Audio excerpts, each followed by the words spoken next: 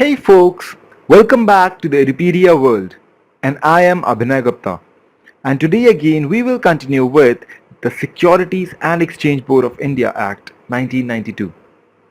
Right? Yes, it's SEBI we are talking about. So, one of the largest chapters that we have in our syllabus, right? And if you look, we are over 100 pages of chapter, but we have only 8 marks from this. Like as compared to director, which is also a very lengthy chapter, but if you see the proportion of the marks that you obtain in director is huge as compared to SEBI, right? And this actually bribes you. This gives you an inclination to avoid the chapter. Hands on your heart, majority of you sitting over there, right? You either drop this chapter before your examination or pick up just the important topics which have a higher probability of appearing in the examination. Am I right? Yes, it is. That has been the trend since ever, right? Because of the marks distribution. And if you see, then this chapter provides you 8 marks question, from where 4 comes generally from SEBI Act and 4 comes from your SCRA Act, right? SEBI ICDR and SCRA are 2 different acts, right? So today we'll not get into the technicalities, we'll not get into the provisions, or what SEBI says, what is to be done, what is not to be done. Let us keep the lecture simple today, right? And understand the essence. You know what I mean when I say essence? In short, if you look at law, right, there are a lot of terminologies that we fail to sync ourselves with. I'm not saying we fail to understand. You read, you learn the definitions, you understand. But if I talk about a sync, as to feel that term, that in random when you are talking to somebody and you use the term, you should not be thinking about the technicalities of that term, but a feeling, okay, this means this, right? So we will make an attempt that we understand the definitions of the word, because you are not supposed to write definitions. You're not expected to write down the entire definition in your examination, right? Neither will such question be asked. Means very rare a definition has been asked in the examination. But without knowing the definitions, that means without knowing the true essence of the word, the chapter will not sink inside you, right? So for that purpose, we'll be sharing some of the definitions. I mean, we'll be discussing and getting the feel of some of the words or the terminologies which are used in this act, so that with the flow of the chapter, you understand things. And when you get the question in the examination, you at least have an idea as to what the questionnaire wants to ask. At least you go in the right direction to think. Otherwise, if the word is a bouncer for you, if it goes so bombastic and so flamboyant that you don't understand it, right, you start panting in the examination. Oh, I had an option, I had to leave this question, now only one option is available, that is easy, this is hard. Forget about all those things, just understand the field, so that at least if you don't know anything in the examination, you can attempt. You attempt in the right direction, right? So there are a couple of definitions that we have shortlisted that we'll be seeing in the lecture today, right? And those definitions are important because as a word we know what we are using, but as the essence we don't get the feel. So definitions of the SEBI Act 1992. The first one that we will pick up is Asba. Now what is Asba? Asba is application supported by blocked amount. Oh, difficult, right? First thing that came into my mind for the first time when I read it in my life few years back was, oh my god, what is this? Application supported by blocked amount. See, understand the scenario, you will understand the meaning. Basically what happens is when the company issues their shares, what do the investors do? They pay for the application, right? Share application money. So for 1 lakh share, 2 rupees per application, 2 lakh rupees what you pay to the company. Either a check, right, or through your, nowadays, your depositories or something like that. And what company does is company encashes their check or gets that transfer and keeps the money with themselves as share application money. What is the difference in this procedure is the only thing that you don't give the money to the company. Shocking, right? You apply for the share application is set, but you don't pay money to the company. How many of you just want to know that procedure? How to apply for shares without paying money? Yeah, Asba is that procedure, right? What happens over here is you go to your syndicate bank. Now when we talk about syndicate bank, don't get so much in detail of it. Syndicate bank is just another bank where you have a saving account. So you have say 10 lakh or 10 CR in your account and you want to invest into the share application of certain company. What you basically do is instead of paying them via a check or something, you follow the format of Asba. You say, okay, let me do one thing. 2 lakh is your application money. Bank, block this 2 lakhs. Bank will give you a written letter that you give to the company.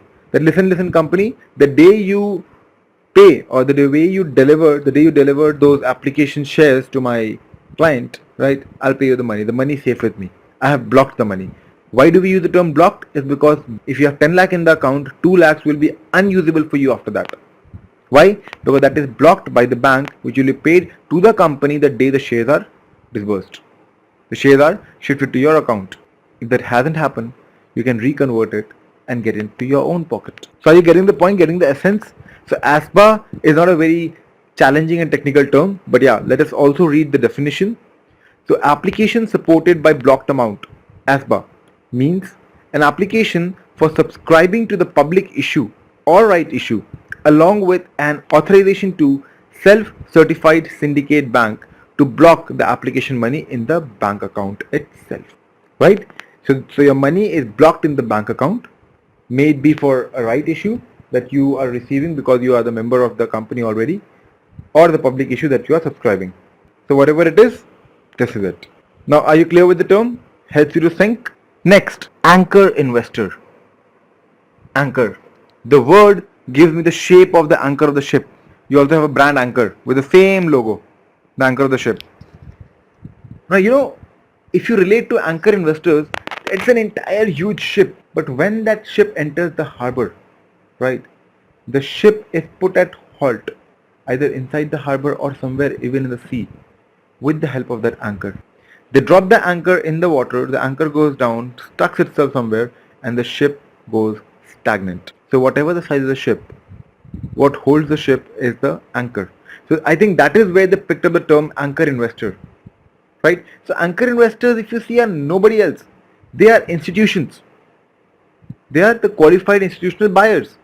The institutions that are prepared to buy your shares to help you fund, right? But they are not any institution. They are the specific above the margin institutions. When I say above the margin, those qualified institutional buyers who buy the shares for over rupees 10 crores. They are known as anchor investor. So qualified institutional buyers are already there, right? We'll see that in detail. Now we are discussing about anchor investors. So any big qualified institutional buyer, bigger than 10 CR, application value bigger than 10 CR, is called an anchor investor. So this investor has pulled in the major fund and hence the company is stable, right? Link it that way. So let's go through the definition. Anchor investor means a qualified institutional buyer who makes an application for a value of 10 crore rupees or more in a public issue made through the book building process in accordance with this regulation. Do you know the book building process? All technicals, right? So a lot of these kind of terminologies will pop up in this chapter. But we have also picked up the definition of book building process. I'll take you through that as well. So book building. Now what is book building? Book is your books of accounts. You're building it up. You are making it beautiful, right? And when is your books of account beautiful? When the company's net worth valuations are high. So how is your valuation at good stake? It is when your shares are gone good. I'm trying to link you, right? It's when your shares are gone good. So how do you basically decide the price of your share? Maybe you issue the share for 50 rupees, right? And for the public it's very cheap.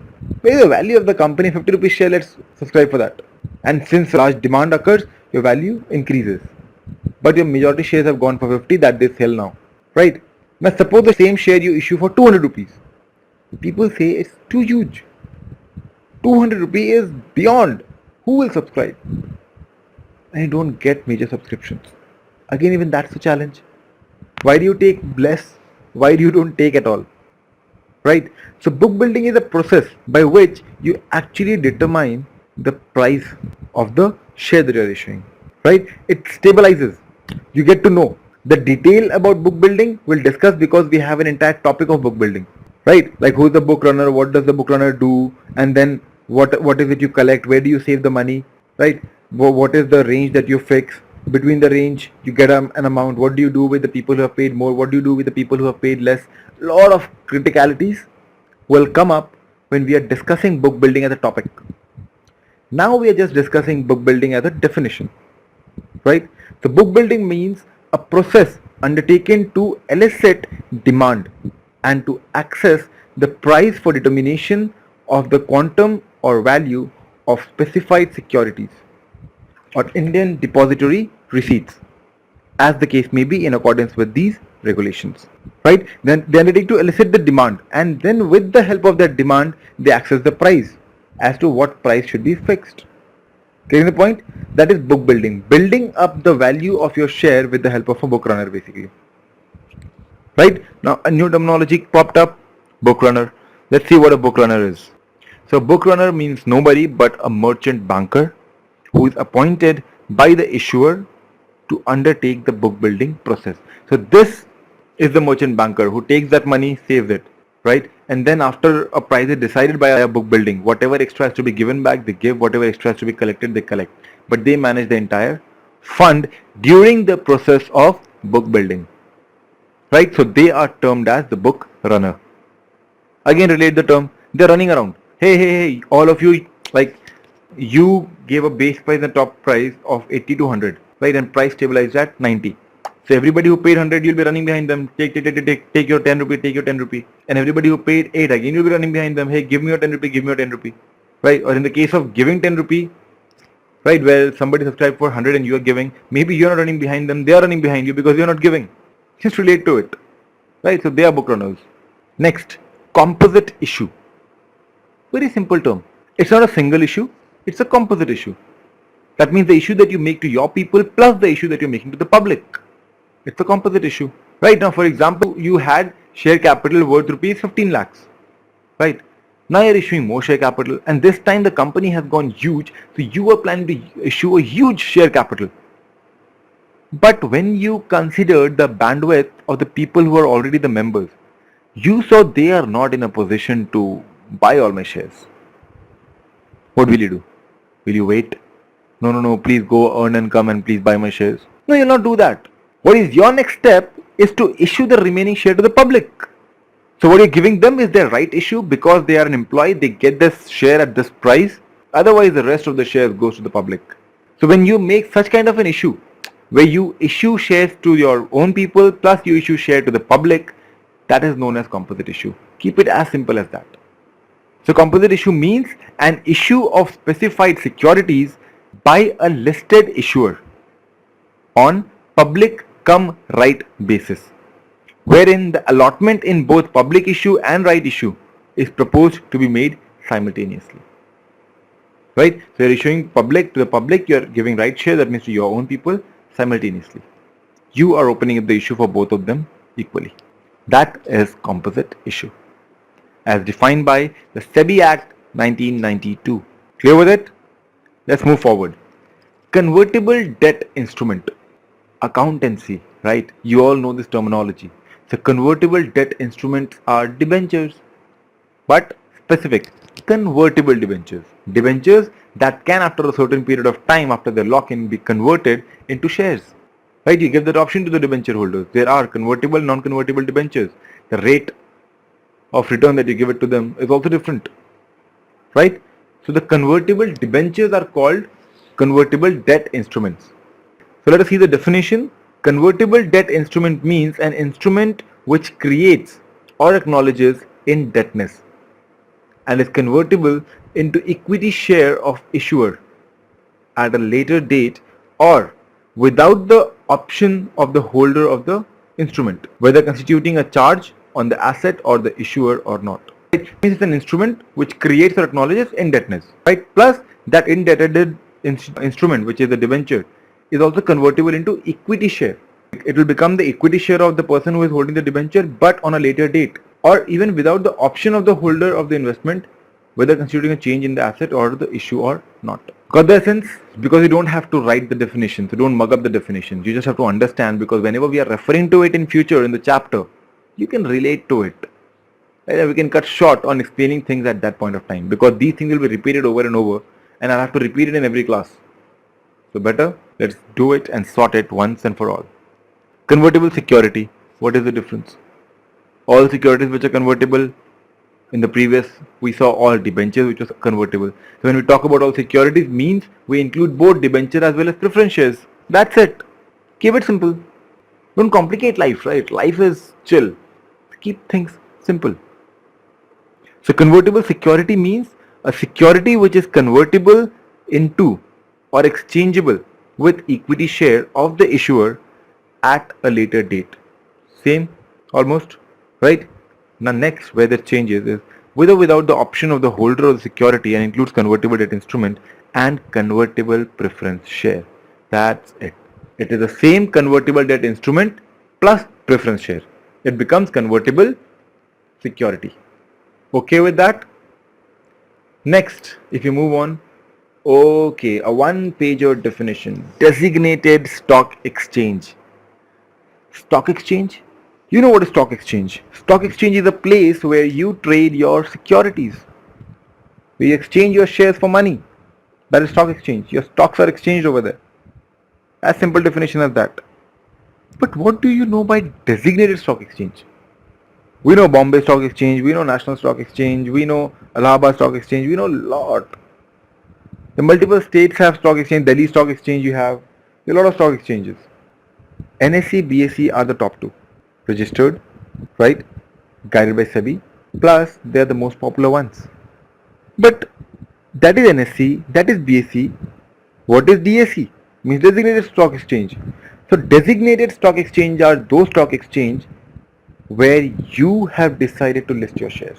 So do you get the difference? NSE is NSE for everybody. BSE is BSE for everybody. Allahabad is Allahabad for everybody. Delhi is Delhi for everybody. Delhi Stock Exchange, DSE, right? But when you talk about designated stock exchange, it can be any of these.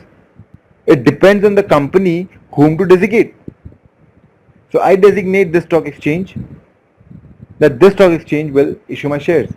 So I pay some fees to the stock exchange, have some arrangement and get it set. Maybe I do not even go to NSE BSE. I started trading on Delhi Stock Exchange. But that's a foolish thing, right? So first get a share listed on BSE, NSE, then any other. Even you go abroad, Luxembourg, wherever you go, it's your choice. But get it basically listed minimum in BSE, NSE. So when you list it over there, that becomes your designated stock exchange. This is the only difference, right? So let us see the definition. So designated stock exchange means a recognized stock exchange in which securities of an issuer are listed, right? Because there are n number of stock exchanges and you don't issue your security, don't list your security on all of them, right? Because a lot of fees is involved. It makes no sense. So you designate a particular stock exchange, listen, these are my stakes, put it on, sell them off, give me the money, right? It means a recognized stock exchange in which securities of the issuer are listed or proposed to be listed and which is chosen by the issuer. I choose it, right? Chosen by the issuer as a designated stock exchange for the purpose of a particular issue of specified security under these regulations. Number one, provided that where one or more of such stock exchange have nationwide trading terminals, the issuer shall choose one of them as designated stock exchange. So you'll have to have at least one, not a Allahabad one which goes to Allahabad, at least one that has a nationwide terminal. Let's just go for NSE, BSE. Provided further that subject to the provisions of these clauses, the issuer may choose a different recognized stock exchange as a designated stock exchange for any subsequent issue of specified securities under this regulation, right? So today I choose Allahabad, tomorrow I choose Delhi, day after I choose Bombay. Whenever I'm coming up with an issue, right, every time I have to choose who will bear my issue, right? I have to designate different stock exchanges. I can designate same as well, but every time I go for my issue, right, I have to designate somebody. Either I designate the same stock exchange or I designate somebody else, doesn't matter. Further public offer. What do you understand by further public offer? Is it something you're giving to your far off people who are staying far off in Atlantic and something like that? No, right? So further public offer is that you have already made a public offer, now you want to make more. This is further public offer. Public offer is done. You have offered whatever you wanted to the public, right? But there's something special, so you come up with more. That becomes your further public offer. So further public offer, FPO, means an offer of specified security by a listed issuer to the public for subscription and includes an offer for sale or specified security to the public by an existing holder of a security in the listed issuer. So further public offer means once you have already made the public offer, now you are going to make it again on somebody's behalf. Next is the green shoe option. This is interesting. But this is one topic again, if I get in, I'll get into the entire module of green shoe option that I don't want to take up right now. It will not stretch the lecture a little longer than this. This is the last slide for this lecture. I'll come to green shoe option specifically in one lecture. One complete lecture will go on green shoe option, but I'll make your green shoe option crystal clear. You'll understand the technicalities, you'll understand the names, the terminologies used, and you'll understand the flow. The green shoe, the company that came up with this for the first time, right, that did a good thing. So we'll take up an entire lecture on that. Now just let's know what is the definition and the brief, right? So what happens is, again, you need to allot shares, you need to check the prices and everything. In green shoe option, you go a step ahead. You borrow shares from your promoters and everybody, pull it out in the market, raise the bar, right? You pull it in the market, lot of shares in the market to sell. Then those promoters go back, they buy back the shares. So there's a demand created, the price inflates, right? But those shares are not the company's shares. Those shares have to go back to the promoters, but they're borrowed from them for a small span of time just to get into the concept of green shoe and get into price stabilization, right? So when we discuss green shoe, I'll take you all through the detail, entire journey of green shoe option, right? So green shoe option means an option of allotting equity shares in excess of the equity share offered in the public issue as post listing price stabilization mechanism, right? And this excess is taken from the promoters because they already have stakes in the companies, right? So initial public offer. So we have done further what happens. Now come down to initial. The first time you're going out to offer your shares in the market, right? So IPO means an offer of specified securities by an individual issuer to the public for subscription and includes an offer for sale of specified security to the public by an existing holder of such securities in an unlisted issuer. Do you think I need to explain you the initial public offer? First time you're making an offer, that's initial public offer, right? You specify what securities you're offering, right? And you are an unlisted company because once your share is offered, you become listed. So if first FPO is always about listed company, but IPO is about unlisted companies, right? So unlisted companies, they come to the stock exchange, they give their shares, try offering it in the public, try getting subscription, whatever you get, just let me know. Do you think it works like that? These big corporations, what do you think? The CEO sits and decides what the corporation will invest? No. There's a lot of tools for that. There's a lot of brain, a lot of people for that. We have to focus on what we can do, right? So initial public offer, unlisted shares, you are issuing it. That's it. Over, right? So this is where I'll come to an end of this lecture. A lot of definitions we have covered. You got the brief, you got the gist. I think I'll take one more lecture on definitions, right? Where some more topics I need to touch base on so that your flow of the chapter becomes easy and smooth. So I'll see you guys back in the next lecture. Until then, this is Abhinay Gupta signing off. Thank you and bye-bye. God bless you. I'll see you guys in the next lecture.